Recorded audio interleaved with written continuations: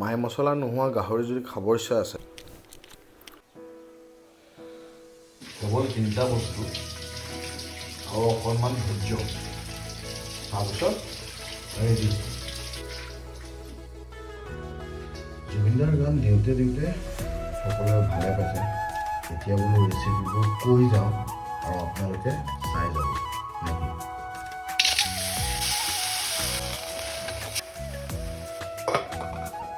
কটাৰীখন চেঞ্জ হ'ল, সৰিয়হ শাক এটা হ'ল, পিঁয়াজ আৰু এটা ভোট জলকীয়া।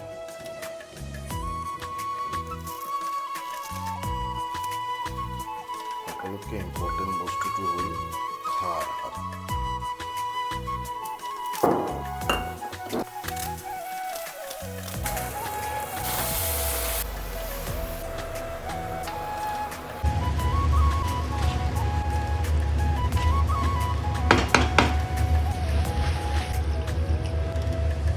এতিয়া সকলোতকৈ ইম্পৰ্টেণ্ট বস্তুটো দিব লাগিব, চাউলৰ গুড়ি।